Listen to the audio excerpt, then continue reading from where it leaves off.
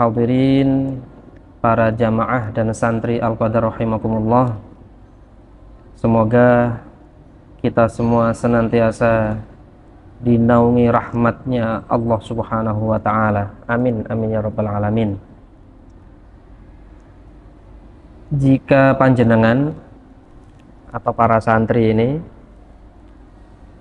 merasa hatinya sakit atau sakit hati. Sakit hati bukan karena putus cinta. Sakit hati karena lukanya hati karena disakiti oleh perilaku orang lain.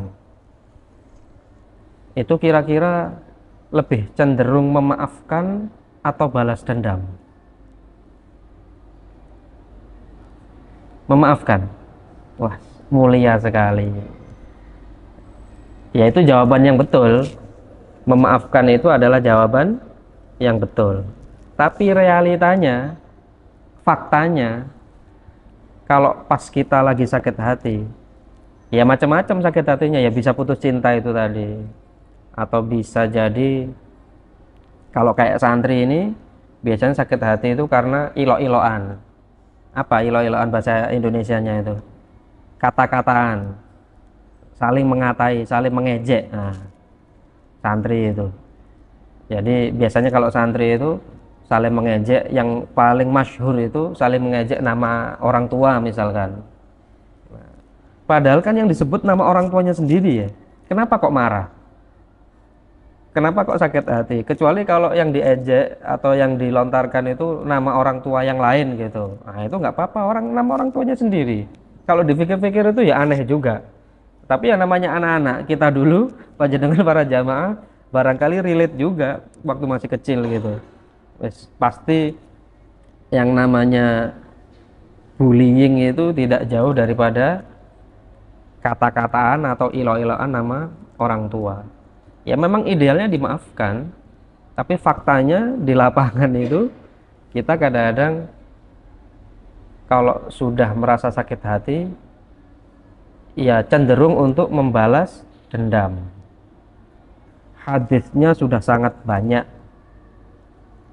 ayatnya juga sudah sangat banyak bahwa kita itu dilarang balas dendam.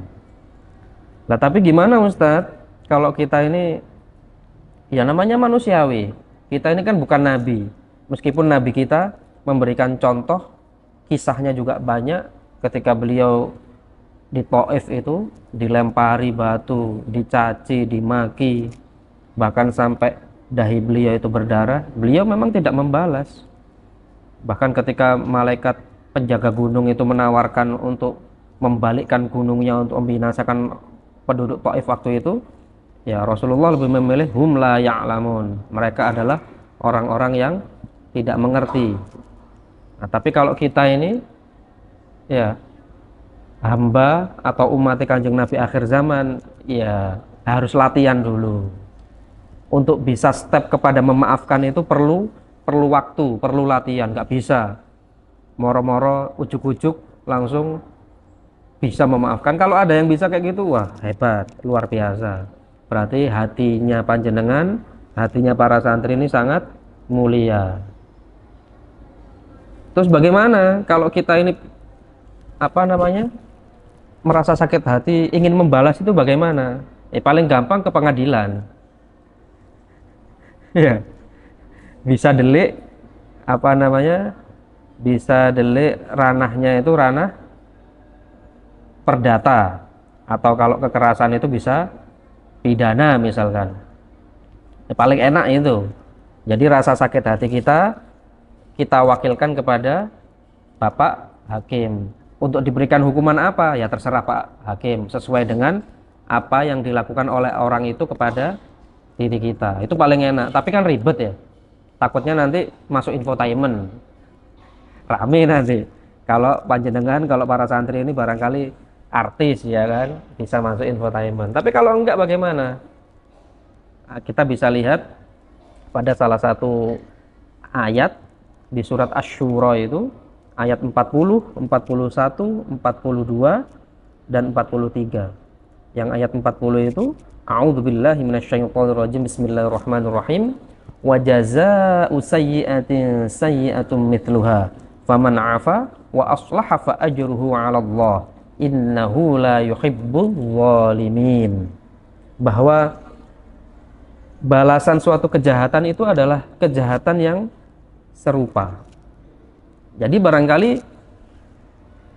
ayat ini memberikan sedikit angin segar bagi orang-orang yang barangkali tidak bisa langsung memaafkan, ingin membalas rasa sakit hatinya, tapi sudah dikasih underline, sudah dikasih panduan. Sayyi'atum mithluha adalah sesuatu perkara yang serupa. Jadi paling gampang ini kalau misalkan santri sakit hatinya karena ilo-iloan bapak itu tadi, ya sudah, misalkan, wah dasar anaknya Agus misalkan, ya sudah, kalau mau balas ya sudah, oh dasar anaknya Pak Ijo misalkan, ya sudah, nggak usah ditambahi, oh anaknya Pak Ijo karo Sumirah misalkan, nggak usah. Berarti itu tidak sayyi'atum mithluha, tidak sepadan, gitu loh. Jadi ini hanya permisalan saja. Ini kalau karena santri, atau kalau misalkan para jamaah itu biasanya karo tonggone misalkan sama tetangga, ya sama, biasanya sakit hati itu karena ucapan, biasanya karena lidah ini tidak bertulang. Jadi kita ngomong 10 ini kadang-kadang salahnya 11, bukan lagi 8, bukan lagi 9. Dan yang lebih parahnya lagi, kesalahan 11 itu kadang-kadang kita tidak merasa ucapan yang kita lontarkan itu menyakiti hati saudara kita, tetangga kita. Lah kalau sama tetangga, sama saudara misalkan sakit hati karena ucapan, ya kalau ingin membalas, balaslah dengan ucapan yang semisal sayyi'atu mithluha, yang serupa. Nah masalahnya kita kadang-kadang kalau punya perasaan balas dendam itu, membalas itu, inginnya membalas yang lebih. Gimana pembuatan? Kan hati kita ini nggak lego, nggak mantep kalau kita itu membalas rasa sakit hati kita itu dengan perbuatan yang serupa juga. Yaitu tadi, kalau santri misalkan ilo-iloan atau saling ejek nama bapak, kalau hanya mengejek nama bapak aja nggak lego hati ini, nggak plong gitu loh. Harus sama ibunya juga, kalau perlu sama adiknya, sama mbahnya, sama buyutnya juga. Atau kalau enggak, ya tetap ilo-iloan membalas dengan bapak, tapi misalnya Agus diulang berkali-kali gitu.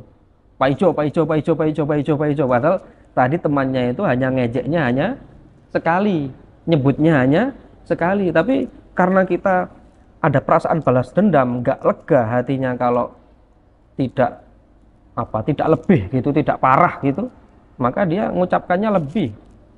Atau kadang kalau kita lihat di berita itu kasus pembunuhan misalkan, ternyata yang melatar belakangi daripada pembunuhan itu karena rasa sakit hati. Nah itu loh, balas dendamnya padahal hanya karena ucapan, misalkan ucapannya sedikit bisa memukul, bisa naudzubillah sampai malah kasus pembunuhan.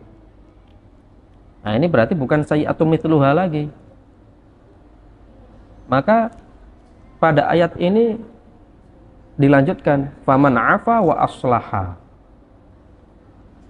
Kalau kita sudah tidak bisa membalas sesuatu dengan sayyi'atu mithluha, maka faman afa wa aslaha. Susah memang maafkan dan berbuat baik kepada orang yang menyakiti kita.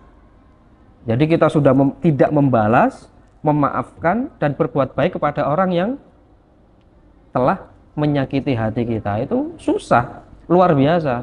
Makanya kenapa ayat ini, tentang ayat memaafkan ini, adalah salah satu amalan yang tinggi sekali ganjarannya, fa ajruhu 'ala Allah.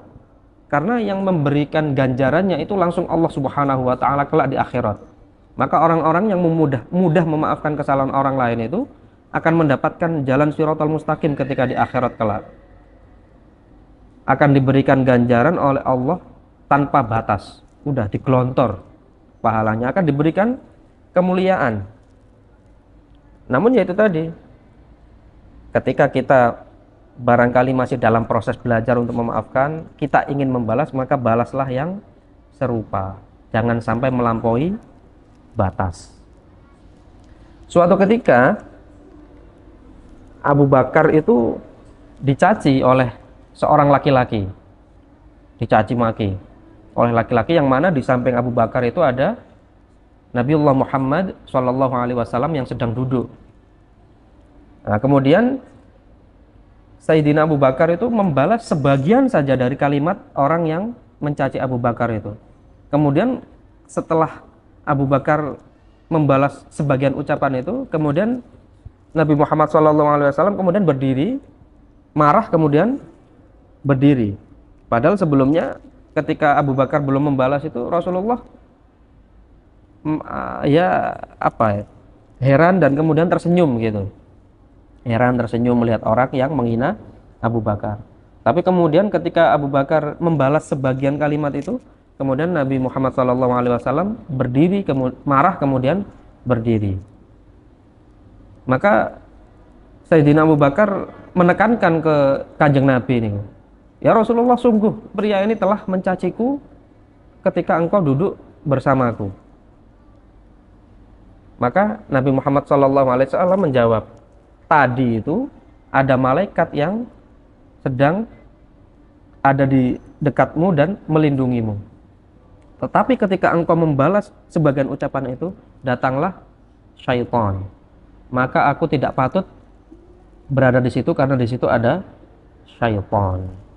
Itu adalah sekelumit sedikit kisah yang mana bahwa Nabi Muhammad SAW pada riwayat ini tidak berkenan kalau Abu Bakar itu membalas hujatan, membalas cacian daripada orang lain kepada Abu Bakar. Tapi untuk kita barangkali yang masih belum legowo hatinya, belum lapang dada hatinya, maka ada sedikit celah untuk membalas rasa sakit hati kita. Tapi ya itu tadi, underline-nya adalah sayyi'atum mithluha. Sama dengan kasus kok misal kisos itu, potong tangan misalkan. Ya potong tangan itu tidak asal sembarang gitu. Ya harus presisi.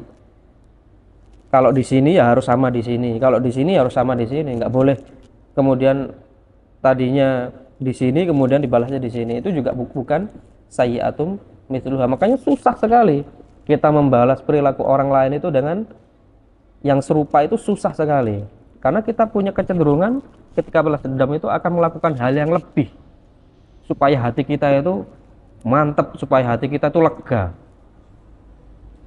Maka yang paling enak adalah belajar untuk memaafkan. Ini susah, tapi harus belajar. Semoga kita semua, para santri, para jamaah, sedikit demi sedikit belajar untuk memaafkan kesalahan orang lain. Jika